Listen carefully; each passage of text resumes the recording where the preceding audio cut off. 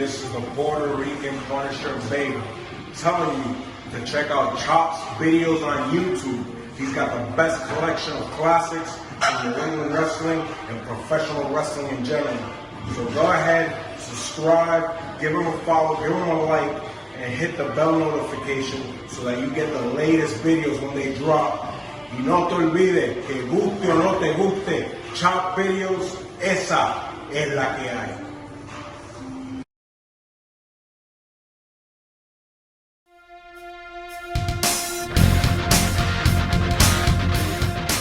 Most fun matches I had. And then after that, Danny Harvey started booking me for APW. And there's a story about Danny. It's a Rick Fuller story too in here, but there's a rumor that I had a match with somebody and I beat the person up, I stabbed them, and I threw them down the flight of stairs. And what happened was, Bond Street Community Center, I wrestled Danny Harvey, who was wrestling as Danny O'Callahan. This was supposed to be way back, right? Like way back in the 90s? Yeah, it was like 97. And we did a match and he was nervous, and I'm doing the Damien King Sheik gimmick thing. And every time I go, now he's a baby face and I'm the heel. So I give him his shine in the beginning and I go to get the heat on him and he keeps reversing everything on me. I was like, oh, it's the heat. So I, keep, I'm jumping on him, kicking him in his back. I'm working his back and the whole 9 yards. And he was pissing me off. So I took him and I threw him out of the ring. And I go out after him in the ring and I'm, hitting him, punching him. And he keeps cutting me off. I'm like, I'm trying to get the heat on this kid, like try to beat him up, try to get him to sell. And I got pissed off and I took a desk. I don't know why this was there, but there's a school desk off to the side of the wall. It's one of the school desks, which is the desk and the seat all connected in one. And I took that and I hit him on the back. I threw the desk down and I ripped the board off the wall. And I took the piece of wood and I hit him over the back with a piece of wood to try to make the kid sell. Well, next thing I know, the piece of wood is stuck to the kid's back. And I'm like, oh shit. So I go to grab the piece of wood and I pull it out. And when I went to hit him with the piece of wood, they had nails at the top of the piece of wood sticking out from where it was nailed to the wall, and they stuck in his back. So I kind of felt bad at that point, but he still won't sell. He kept coming back. So I'm like, fuck. So I take the school desk. I was going to hit him with it again. Are you telling him sell? Fuck, sell, kid. All I'm telling him, Danny, sell. He won't. So I take the desk and I was like, screw it. And I chucked it down the set of stairs that led to the locker room. Then I took Danny and I threw him from the top of the stairs down to the bottom of the stairs. And I get back in the ring and I start yelling about, get me somebody that knows how to work in this. I'm screaming this. Totally 110% unprofessional myself. Totally acknowledge that. So as I'm yelling at Rock Jr. doing commentary, I'm yelling at Sean Markey, the referee. I'm yelling to people in the crowd. I says, does anybody here know how to work? I noticed, I look to the side down the stairs, at the top of the stairs. Here's Danny crawling. Now he's selling, but he's not selling because he's hurt. So he's making his way up the stairs and he gets in the ring and I just go up to him and I stop hitting on top of him. I'm like, sell. Now he gets it. And we finished the match. I put him over actually. And I go downstairs and Anthony Rufo is the first person I come to. He goes, what the hell happened? I'm like, he wouldn't sell. He was like, Dave, you're throwing a chair down here, then you're throwing Danny down here, head first. He's like, so Danny comes down and I start yelling at him in the locker room. And Danny just looks at me and goes, I'm so sorry.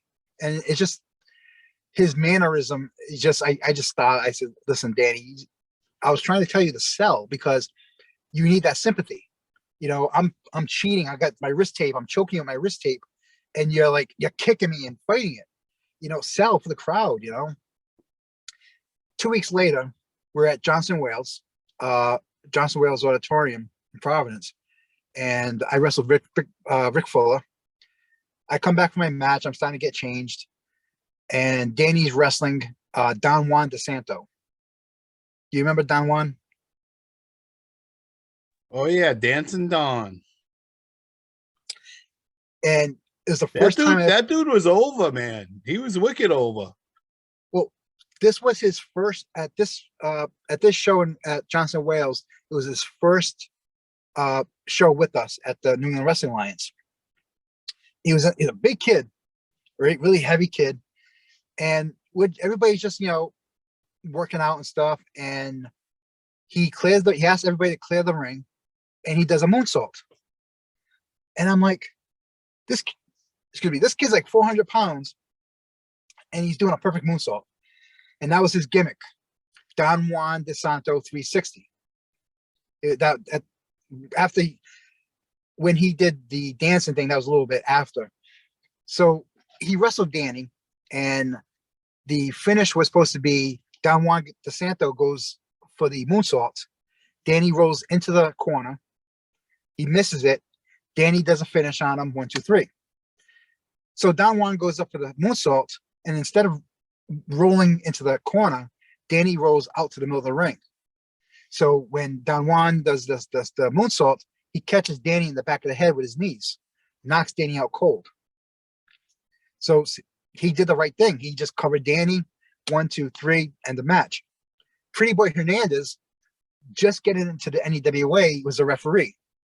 He thought Danny was just selling. So he kicks Danny out of the ring, like forcefully, kicks him until Danny falls on the floor, and he's got like white foam coming out of his mouth.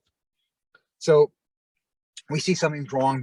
Everybody runs out, and they call an ambulance, the whole 9 yards. And for whatever reason, Ray Roy was out there in his gimmick, the mounted gimmick, and I'm yelling at him. And we go to the back, and the ambulance people says, does he have any family here?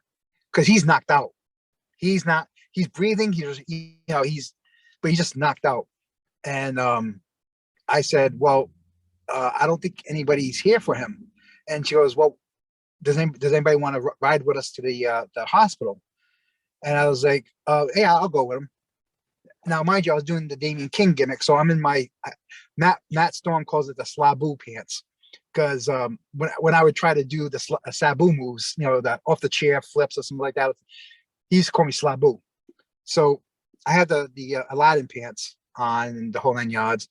So I ride with him in the ambulance, and the EMT says, sir, what is this gentleman's name? I'm like, oh, Daniel O'Callahan. And I'm like, wait a minute, that's his work name. I said, I really don't know his real name. So he had some clothes that they brought with him. And I said, Danny, if you can hear me, I'm going through your clothes to find a wallet. So I found his wallet, we get his ID out and everything. And in the ambulance, he just opens his eyes and says, what the hell's going on? And the EMTs are talking to him, like, sir, relax. And then he closes his eyes again. So we're out in hospital, and they get a hold of his dad. And they're like, his dad comes in, he goes, what happened? And I was like, oh, he took knees to the back of the head. And I think, were you wrestling him? Like, no, sir. I said, I wasn't wrestling tonight. He was wrestling somebody else. I'm the guy who wrestled him last week and threw him down the stairs. But was that better or worse? I'm the guy that stabbed him and threw him down the stairs. Stabbed him with nails. It was, but when he said, he goes, did you do this? Was he wrestling you? And I said, no, I wrestled him 2 weeks ago. And he got stabbed and thrown down the stairs. But I explained to the father it was a total accident, and Danny was fine. But Danny booked me for his this card, and this is actually the last time I ever wrestled. APW, he booked me to in a 4-way match against Tex McCoy, Dana Kama. I can't remember who the other person was, but I got there early in the afternoon, got in the ring with some of the guys that I didn't know who they were, but we got in the ring, worked out. And Danny told me, he says, I got some bad news. I was like, what's up? He says, Dana Kama is he got appendicitis or something like that, so he won't be there. And Tex McCoy canceled. So the third guy, it was going to be a one. No, this is for the main event for the APW heavyweight championship. So I was like, oh, whatever. Well, the guy never shows up. So we were the main event. We were about 2 or 3 matches before the main event, and I got nobody to wrestle. So Danny comes up to me and says, listen, Dave, he says, I don't have a match for you. He goes, what I'm going to do is I'm going to go out there and saying that because the 3 guys didn't show up, that you're automatically the champion, and we'll hand you the belt. I'm like, no. I says, there's no way that's going to happen. I said, we'll figure out something. I said, but I'm not going to be handed a belt. I said, that's, it's like not a main event material like that, where I can do a 5-star match. But, people want to see a heavyweight championship belt, and that's cheating people. I said, nah. I said, we'll figure out something. Well, do you know who Pierre Vachon is? Kind of. I've seen him online. That's about it. You know what I mean? I don't know him well, know his work. All right, Pierre Vachon, big dude. I seen him wrestle John Poe. I seen one match of his. Okay, yeah, that was probably the same company too. But Pierre, really, really big guy. He does the Pearsons now and everything. Super nice guy. Him and his brother Damien. It might be a work brother, I'm not sure. But they had a tag team, the Rashawn brothers, and they were wrestling Sonny D and I think Chris Blackheart in a tag match. And Pierre Vachon said to me, he says, listen, he goes, if you don't have anybody to wrestle, he goes, I'll wrestle you. And I was like, well, when's your match? He goes, the one right before the main event, before your match. I was like, dude, I says, you don't want to do that, wrestle and then have to wrestle another match. He goes, well, just keep it, in mind. I was like, okay. So they go out to wrestle, and they're about to call the Vachons, and Pierre just looks at me. He says, at the end of the match, we're beating down Sonny and Chris. Do the run-in. Explain that you don't have an opponent for the heavyweight title, and you want to challenge me, and we'll do the match. I was like, okay. I said, dude, if you're up for it, that'd be great. So we're like, yeah. So the referee, I think it was Tom. I can't remember who the referee was.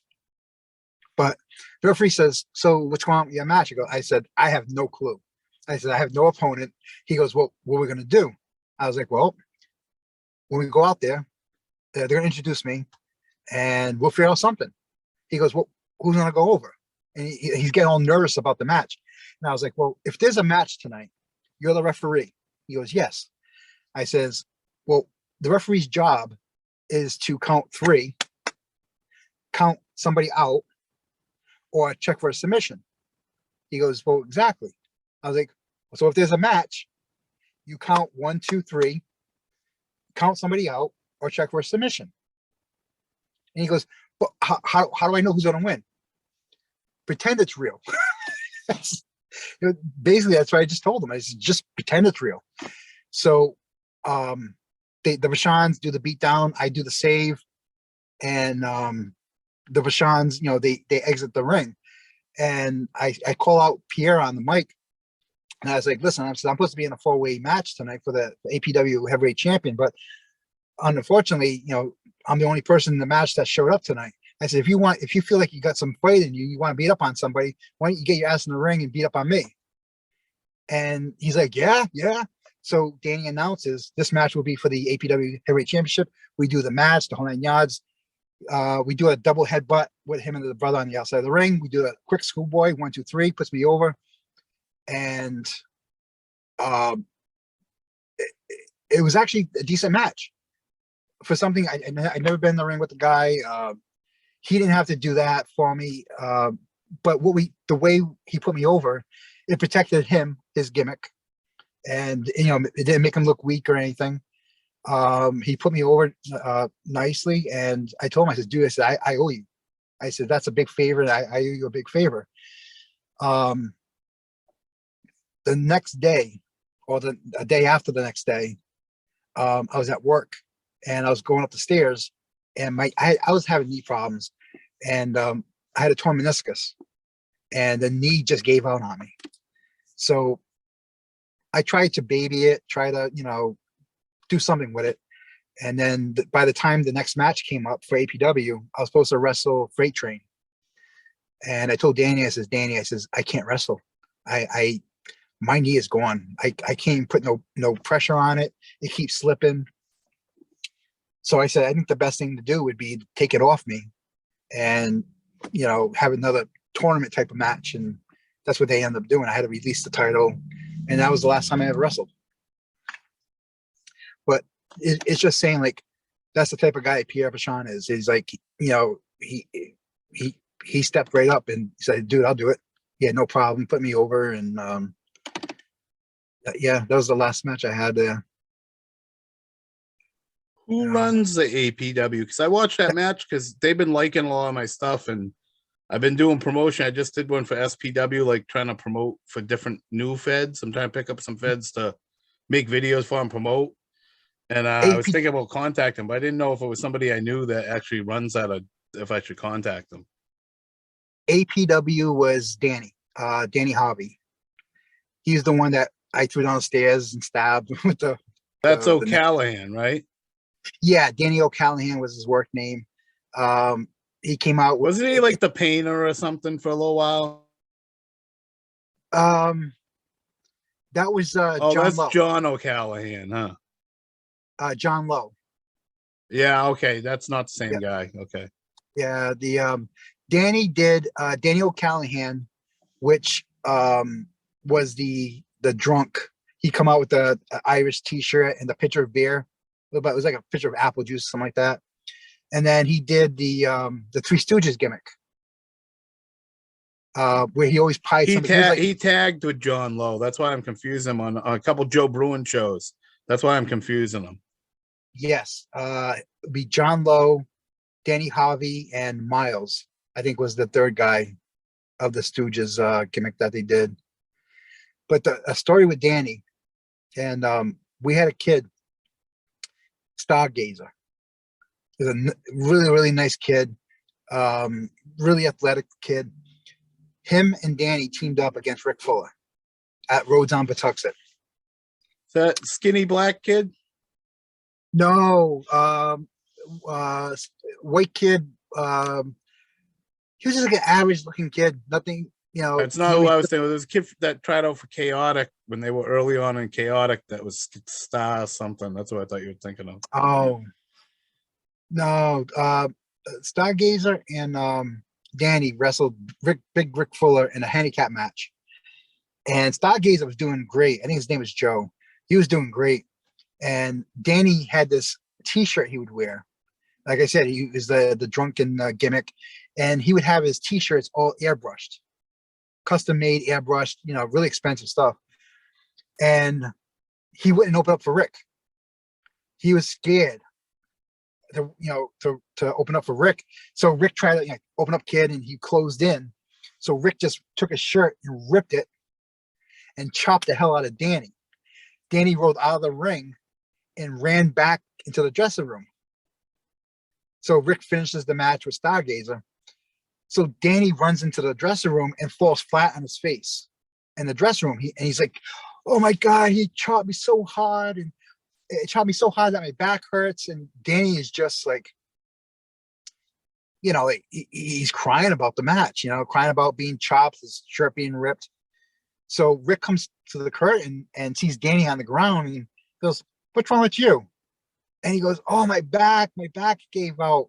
And Rick gives him a little kick, a little friendly kick, whatever. And Rick goes and sits down and starts undressing. Well, Danny gets up and now he's got his ripped shirt in his hands. And he goes right up to Rick Fuller and he throws his shirt at Rick Fuller. And he goes, there's the $80 T-shirt you owe me for. Rick's looking down, right, as he's getting undressed. Rick just looks up, grabs Danny by the throat, and just he didn't do anything with him. He just grabbed Danny by the throat, and it's just. But that was Danny was just, I was like, dude, you don't do that to Rick Fuller. Don't do that to anybody. What the fuck? Just walking up to Ric Flair and said, "Yeah," throws a shirt at him and says, "Here's the $80 T-shirt you owe me for. You owe me $80 for." I can't And even say nothing else but that. I can't even not swear. With holy, jeez. we just stared, and Rick just grabbed him. Didn't hurt. I mean, he wasn't trying to hurt the kid, but just say, "Yo, don't do that." The But locker room must have went. yeah, yeah, we laughed. It's like, but After a second, but I'm saying that second, it must have been like silence. yeah, yeah, it was an uncomfortable moment, but it was funny.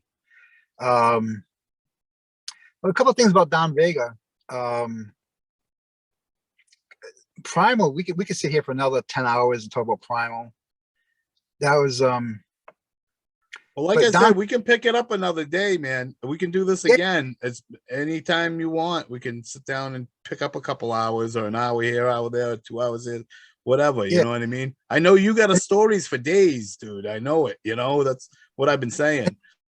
And like there was a board called the Burning Hammer, and there was a guy in the Burning Hammer called Mayor McCheese, and he would Shit, we always, could do a weekly fucking thing. You know what I mean, or something. dude, that'd be awesome. Because I love talking about wrestling, like even what the product is today, MJF and stuff like that. What's going on currently with that? I love talking about that stuff now. But I think I got to get 1,000 subscribers and then I can go live is what I'm trying to do. And then I can do like live feed matches, live feed fucking interviews and all that stuff. That's what I'm trying to get to. I need like 300 more. Everything else I have the viewers, I have the fucking watches, I have the watch hours, I have all that. It's the subscribers. That's why if you see, I keep pushing that, like subscribe. yeah. Going back to Anthony, we're gonna talk about Don Vega in a second. Going back to Anthony, since day one, Anthony came in a little after I started, and then Jose came in a little after that. I don't remember really hitting it off with Jose at first. He's just another person coming in. We didn't really click until maybe a few months after he started, and then we started like getting to know each other, and he's become like my best friend. Jose's like an older brother. If somebody says, "Hey, Jose, what's up with David?" He's flipping out about something, and Jose be like, that's Dave. That's just he knows me. Same thing with Claudia. And Anthony was like the older brother that I needed in my life. He was always from day one, Anthony was the voice of reason. If I was having a bad day, if I had a problem with my girlfriend at the time, I think I hear that from a lot of people. He was the 24 hours a day, something wrong, call him. And he just knew how to calm you down, how to look at things rationally. One night we went out, it was Jose, Anthony, Kind of Terrible, and a friend of ours, Sean Markey, the referee. All those guys, you got a Puerto Rican, you got the black midgets, you Spanish, you got various races, and you got me in this one car. It was a big Cadillac that Anthony had. And we went out one night, and Anthony, I don't think he drank anything, but we went out one night and we were all drunk. And after we left the bar, Anthony's had to make a stop at his girlfriend's house, and she lived in South Providence. So 2, 3 o'clock in the morning, we go to his girlfriend's house. He goes inside. We get out of the car, stretch our backs out, and I'm hammered. And I'm like, "Where are we?" And they're like, "Oh, South Providence, behind Rhode Island Hospital." I don't belong here. I'm the whitey. And like, I'm not trying to be racist or anything like that, but I'm like, they're gonna kill Whitey. I don't belong here. And I was acting up. So Andy comes down and goes, "What the hell are you yelling about?" And I'm like, dude, I don't belong in this neighborhood. Look, I'm the only white person here. You know, like I'm being ridiculous. I'm being stupid. And I start yelling, kill Whitey. Anthony very calmly comes up to me and goes, Dave, you need to stop right now. Get back in the car. I'm like, no, Anthony, I can't get in the car. They're going to kill me. He goes, who's going to kill me? The blacks and the Spanish. I'm pointing to Jose and Sean, and I'm just being ridiculous. And Anthony goes, Dave, get in the car. I'm going to knock you out. And I said, no. And I start yelling, start swearing in the middle of in the middle of the neighborhood. And Anthony very lightly just goes like a quick, kind of a smack you punch. And I just it kind of woke me up. And I got right in the car and that was it. And that kind of explains the type of person that Anthony was there. You needed Anthony to be there. If I was acting up, he would try to talk to you, and then he'd give that little slap or something like that to, some common sense. And yeah, you have to see the tribute I did. I really tried to put a lot into the tribute for him, and I tried to cover all his wrestling years and gimmicks in the tribute. The night before he passed, the 13th, I was on a Friday night. Myself, Zach Carter, Rich Bass, and a couple of people I knew, we were at this bar called the 1150 Bar and Grill in Cranston, and we were watching a band play. And at one point, we're sitting together, and I think it was Zach that said, "Hey, you see the picture that Anthony posted of him and his daughter? They went to the fourth grade father-daughter dance. He looks great. He's happy. His health is good. He's proud of his daughter. We were talking about that for like an hour, and we all took a picture together and stuff like that. And the next morning, wake up and I got this text message that Anthony passed. And it was the saddest thing, because 1 week before, he had the biggest smile on his face. In 2012, we lost a friend of ours, Mark Basil. Mark had wrestled as Marcus Middleton, Battlestar. He started with the NEWA, and then he wrestled with the Yankee Pro. Mark was a really close friend of mine, and we would meet like maybe once a week for Chinese food and stuff like that and talk. And I think it was Claudia to text me the morning that he passed, and I was like, I called the cell phone. I called his cell phone. I texted him. I was like, dude, please call me. And I talked to a friend of his that worked with him, and I asked, I said, Frank, he says, did Mark pass? And he goes, yeah. And I didn't know Mark was Jewish. I don't think any of us knew, because when we got the funeral information, it was at a temple in Providence. So we all went to the funeral and the service. And the weird part of it is that we were outside after everything was over. We were standing outside. It was me, Joe Bruin, Anthony, and Jose and Claudia.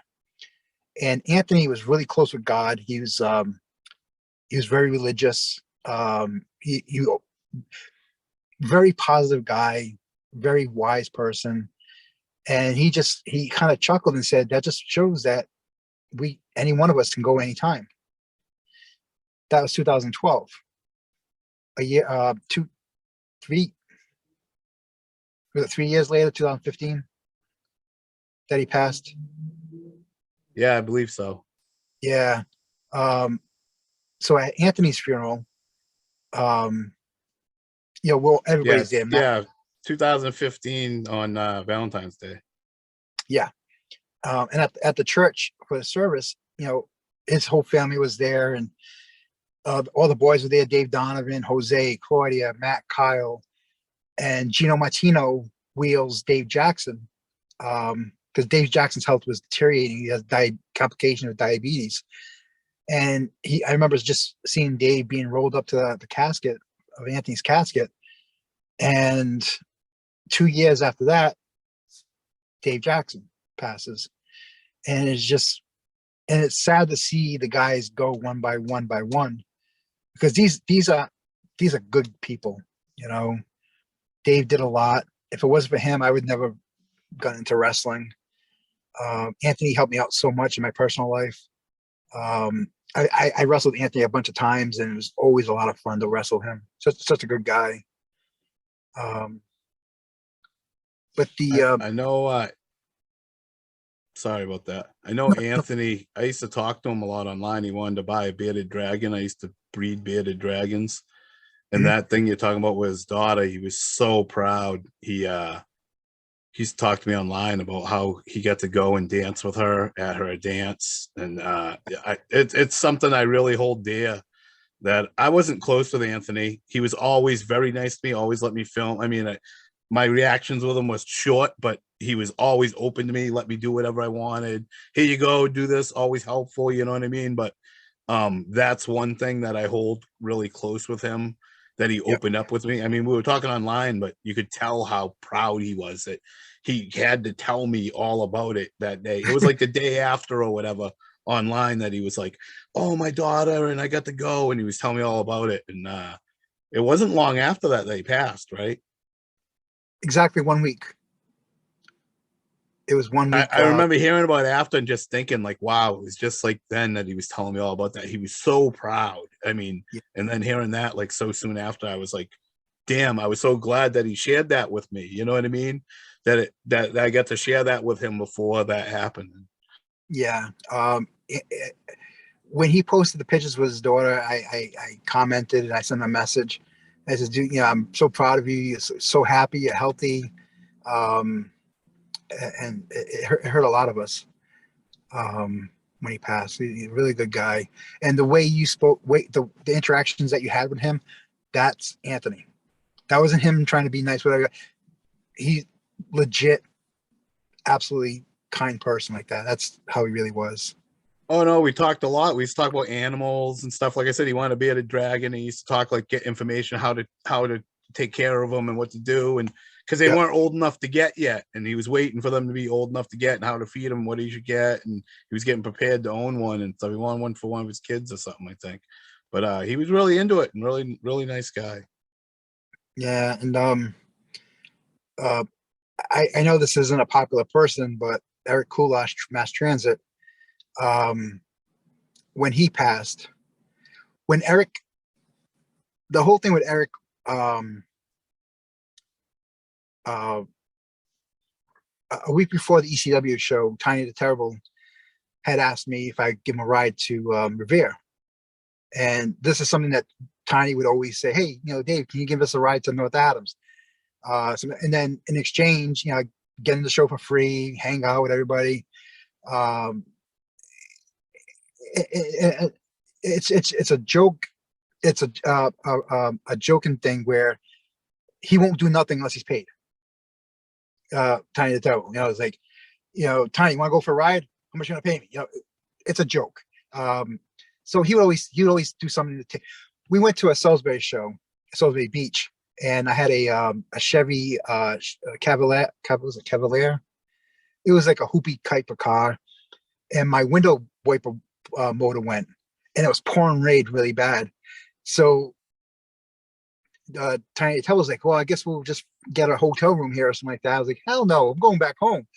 So went to the mobile gas station, and they had a clothesline, whatever, like in their little convenience store selection there. So I got clothesline, and I tied one end to the wiper, to the left wiper, and then I tied the other end to the right wiper, and I had Tiny go like this as I'm driving.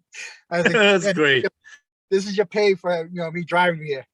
This is But we he asked me to go to the Revere show, and the night before the Revere show, I got called into work for the next day. Um, I was a site manager, and I really couldn't say no. So, and plus, I was just like, I was tired, so I was like, you know what? I says, why don't you call Eric? He loves ECW.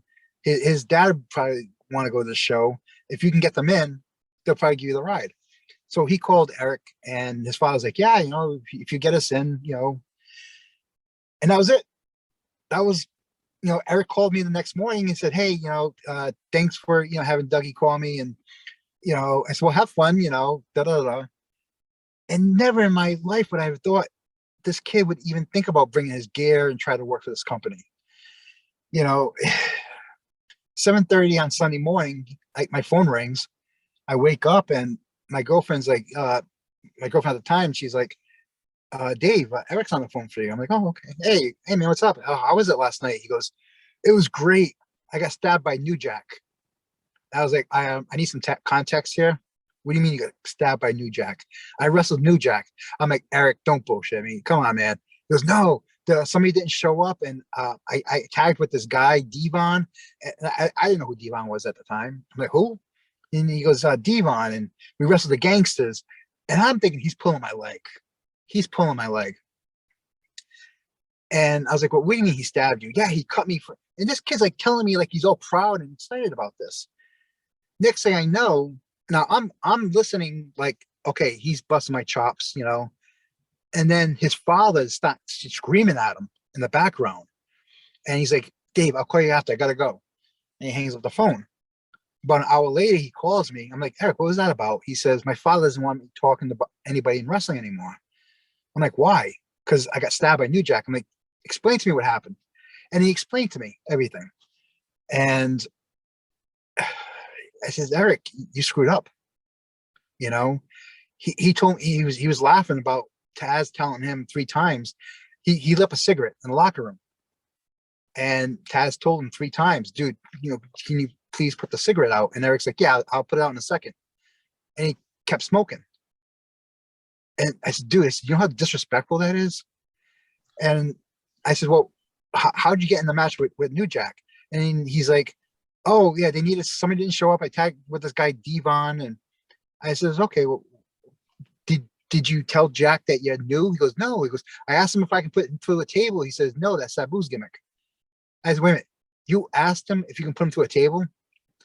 I said, Eric, when you go to a locker room, and especially if you're green, you're new, and you're working with somebody that has experience, introduce yourself.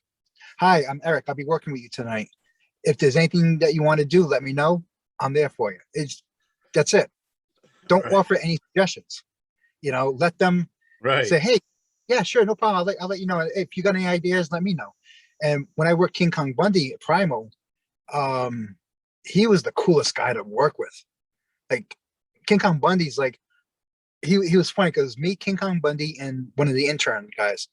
And King Kong Bundy, he goes, I'm telling you guys right now, I don't bump no more. I got a bad back, I got bad knees. He goes, I'll do whatever you want, but I just don't bump no more. So I said, yeah, no problem, whatever. Well, we get in the ring and me and the intern, we get on top of Bundy and we throw him off. And as we back him up into the corner, he goes, whip me off and give me a clothesline. So I'm figuring this is going to be one of those clotheslines where we clothesline him, he staggers, clothesline staggered, and then he clotheslines us. No, we give him one clothesline, the guy goes down. He bumped his ass for us. And he was so easy to work with. When he had us in the corner and he comes charging in with the big Man, I wish splash. I could find that show. I've never been able to see or find that show anywhere, the Bundy show. Donnie has to have it. It was a He show don't. where I've talked to him. He found his tapes and said he mailed me all his tapes, and we guess they got lost in the mail. I never got them. when He I only had walked, like 6 tapes left at his dad's house. He went to his dad's house and got them out of the garage. He went to play one that broke. He said they're all junk. I said, mail them to me. I can fix them. He said he tried to mail them, and he said they got lost in the mail. when I walked into the building that night, I was booked to wrestle the Iron Sheik. It was supposed to be a nice, easy match, wrestle the Sheik, you know, bump my ass off for him and everything. I walked in that building and Iron Sheik couldn't make it. So I'm like, all right, whatever. So we go upstairs to the level of the ring, and Donnie calls me over to the ring. And I was like, hey man, what's up? I heard the Sheik's not here. He goes, no, he can't show. He goes, but listen, he goes, I got something for you. I'm like, okay, no, don't worry about it. And he goes, Dave, he introduced me to a guy who was the general manager of the Revere dog track. I was like, oh, hey, nice to meet you. I thought that was going to be the end of the conversation. No. Donnie says, I got an idea.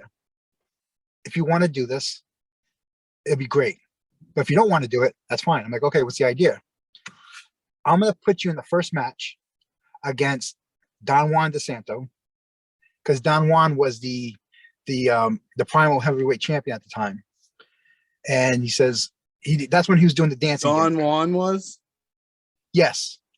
I'm trying to figure out the lineage of the Primal Championship, and I can't do it. I've tried so many times. I totally can't, because there are times that people were champions. I was like, what? That person had a belt. Who did he beat for it? I don't remember. I didn't know he was a champion. I gotta ask. Pretty Boy had it too, and the intern had it, and you had it, and Dave had it. This is all within like 3 shows. Intern got it that night. That very night is when the intern won it. So what we did was, the whole plan was, I wrestled, dancing, dancing Don Juan DeSanto. I beat him. Of course I cheated, and I beat him. And then I get the mic and I just tear down the building.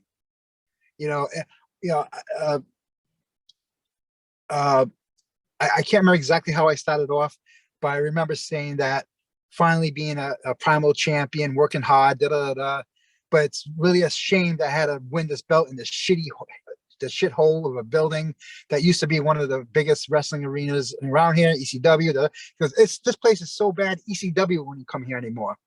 And I kept running the building down, and the general manager, this is how we played it up. The general manager, as I'm running down the building, he approached the ring, but very slowly, right? Kind of try to get my attention from the outside. And then he made his way up the stairs as I'm running down his building. And I'm doing the whole thing where I'm speaking, but I see him coming into the ring, and I'm what's going on, type of thing. And I'm like, I'm sorry, sir, what's going on? And he comes in, and I drop my mic, and he's like talking to me. He's like, I'm the general manager. And I pick up the mic again. I go like, oh, you're the general manager of the Revere Dog Track. And he says, yes, I am. I'm like, okay, is there something I can help you with? We're in the middle of a wrestling show. And he goes on to say, he goes, listen, I know you guys do what you do is entertainment. I know what you guys do is for the entertainment of the crowd and everything like that. But when you come to my building and you talk the way you do about my building, about my employees, I have a problem with that. He goes, I don't care what you guys do with your wrestling, but what you say about my building, don't put down my building like that. And I'm talking out of character now, like, sir, I'm really sorry. I'm like, I'm just doing a promo, and he's like, I understand that. He goes, but just watch what you say about my building. I'm like, no problem, sir. So he exits. So now the crowd thinks this is real. So he exits to the ropes, and I'm like, okay, sir, I think, I'm sorry, and once he leaves the ring, I'm going back to what I was saying. I start shitting on his ring, on the building. And I said, then I got this. I said, what kind of show is this? What Primal Conflict? Where's the owner of Primal Conflict? Who is the owner of Primal Conflict? Where's security? How is this guy allowed to come into this ring and disrespect me? So the guy comes back into the ring, and he goes, sir, I didn't disrespect you. So we're trying to make it look like this is a non-part of the show where this guy's getting pissed off, right? Yeah, like a So work shoot. Yes.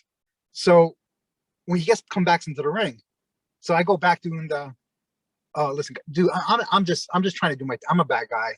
I'm just trying to do my thing, And he's like, I understand that, but now you're aggravating. You're asking where the security is. You're asking for the owner of your company. Listen, you don't need the owner of your company. I'm the general manager of this building. I'm in control tonight. He goes, all I'm asking is that you just don't talk trash about my building. Just be respectful. I was like, yes, sir. So I then turned to the crowd and like, listen, guys, I'm really sorry. I'm like, you guys know wrestling, He leaves the ring. I go back on dropping on the place. So he comes back in. Now he's a little bit more aggressive. and he's loud. And he goes, "Listen, buddy, I'm not going to tell you again. I'm going to tell you one last time. Do what you have to do, but don't talk crap about my ring. Don't insult me. Don't insult my help. Don't do this." And I say, "Well, first of all, do you know who you're talking to? I'm live wire Dave Padula. I am the primal heavyweight champ, and I'm going off on this guy, right?" So the guy turns around to go leave the ring, takes his jacket off.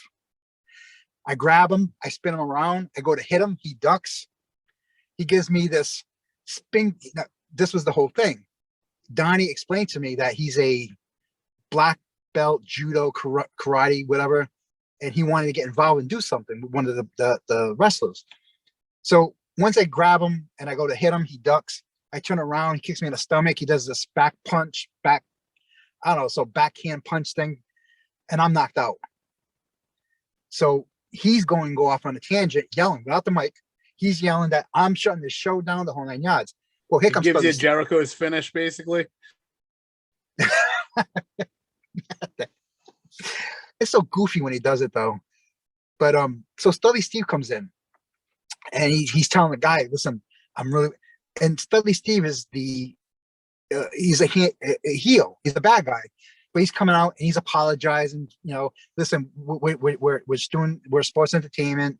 You know, we're doing a show, and he says to Donnie, he's like, "Well, I want this guy out of my building right now, or the show is over." So the guy storms off, right? The crowd, the few people that were there, applaud. So as I'm coming through, Don's talking to the crowd on the microphone. He goes, "I assure you, this is not part of the show, folks. I'm really sorry." He's like, doing that thing. So as I come through, he looks at me, goes, "Padula, what are you thinking?" Dude, who the hell is this guy? So we're having this like shoot work conversation in the ring. So Studley Steve goes, "You know what?" He goes, "You know what? He wants you out of this building, but I'm going to tell you what. I don't want you to leave this building. I want you to stay in this building, because tonight in the main event, you're going to defend that title." I was like, "Okay, against who?" He goes, "Against the intern." And I'm like, "Yeah, intern, whatever." And I go to turn to leave the ring, and then he goes, "And King Kong Bundy." And I do the whole like, no, and we do the three-way. And the funny thing is that when we're going over the match, Bundy goes, "So this is going to be like a three-way dance." The three-way Texas tornado match. And I was like, "Oh my God, I haven't heard that since the World Class Wrestling," because they used to call that the Texas tornado match when you had more than two guys in the ring. Then ECW came around, they called it a dance. Yeah, because it's 3 guys in the ring at the same time. Like when you have a tag match, if you're in the ring at the same time, it's a Texas tornado. It's a tornado. Exactly. So after the match, that's when intern went over for the belt, because my valet was Jiggity Jen, the blonde girl I used to come out with.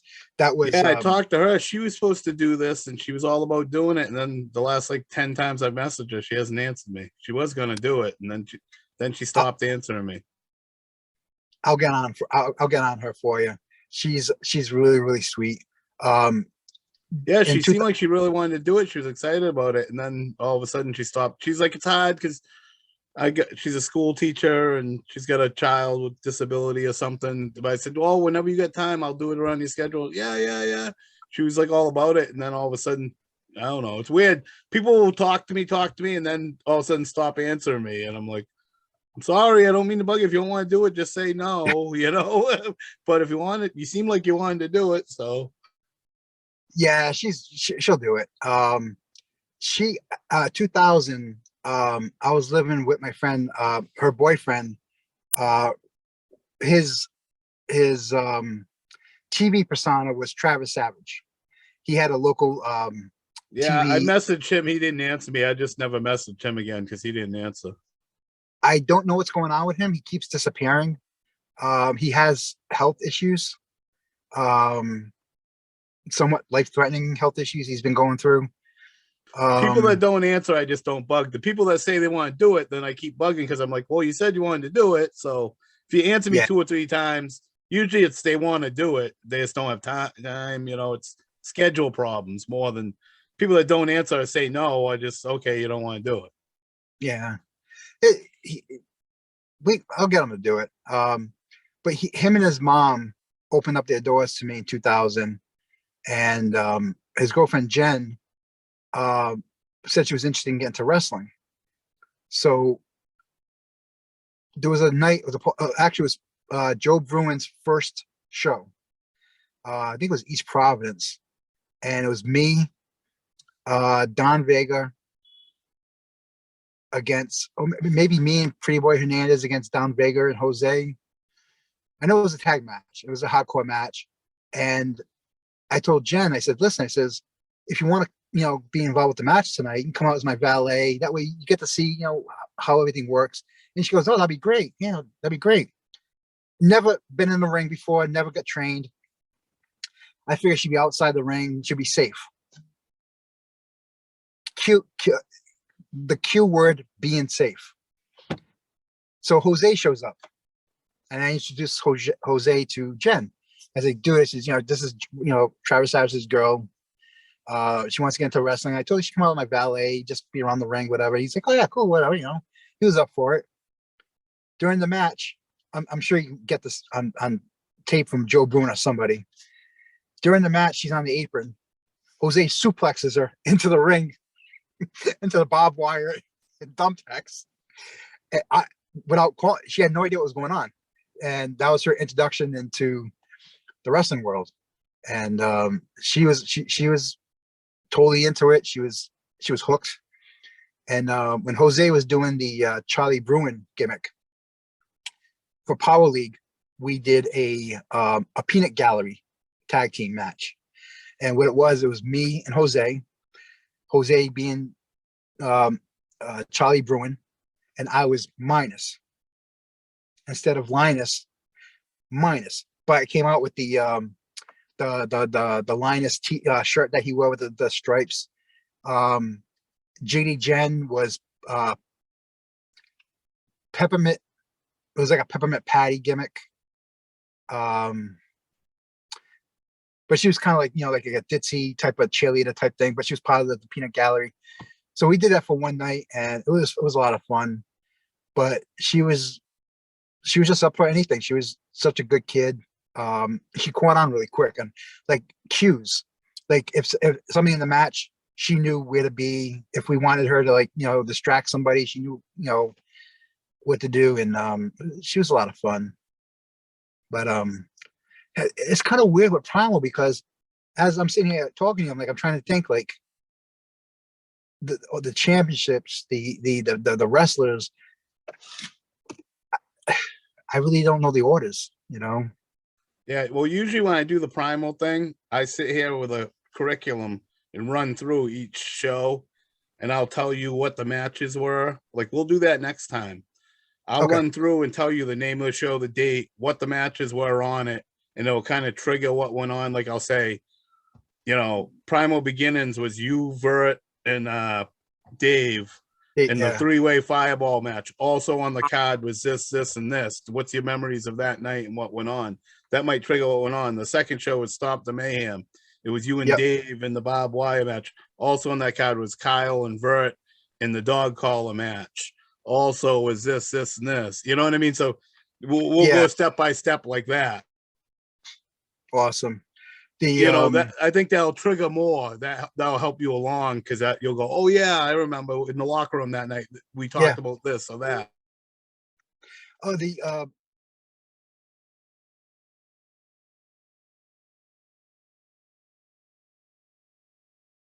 Well. Here we are again. 15, 20 years later, talking about Primal Conflict. You know what? Let me give you my better side. Chopper, you've been putting on a lot of videos. Quite a few of mine. I appreciate that. I like that. In all seriousness, Chopper, you're the man. Keep doing what you're doing. Yo, man, you see Vert? Vert? I can't find Vert. Wait a second. Who is this one? Wait, Oh, is this the Chopper? This is the Chopper video. Oh, dude, my you're bad. cutting in on this? My bad. Oh, dude, that's okay. That's okay. Damn. You know what? Hold up. I'm sorry. Hold up. Let's go get Vert on the phone. Oh, no, you know what? Let's do this now. Let's be a lot easier if we did this way. Listen, Chop, you're doing a lot of good stuff, man. Primal Conflict coming at you straight up. This is how we do things. You know what? It was always something different, something on the cuff. And Primal Conflict was just that. So as you see the two of us here together, there is more of this coming along. So for you, everybody out there watching, be ready. There's a lot more independence on this way. Don't just look Fine, for Bert. that. Look for everything. Because not only is Chopper putting on the best, he's putting on not only the best, the pinnacle. Again, the pinnacle. One more time. The pinnacle. Hey, the burgers are burning. The burgers are burning? Yeah. Dude, Chopper, peace. I gotta go eat. Have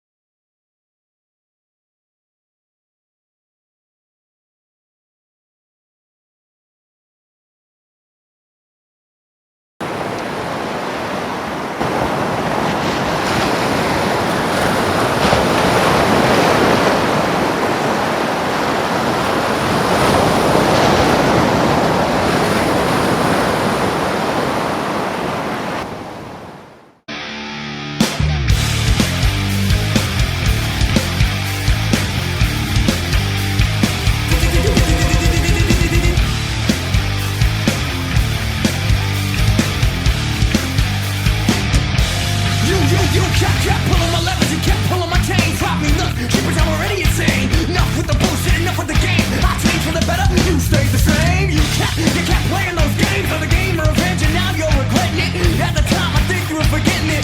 That game shit, I admit it. Now I'm really setting it off. Ball feet, motherfucker, watching it call like, let me clear my boat. You realize I ain't no joke. I was running to you back in the day like Bill Cosby. Hey, hey, hey, no denying you've been crying to me. No denying you're fucking lying to me. Shit, there ain't no denying you're a fucking liar. You lie, why didn't you lie to me?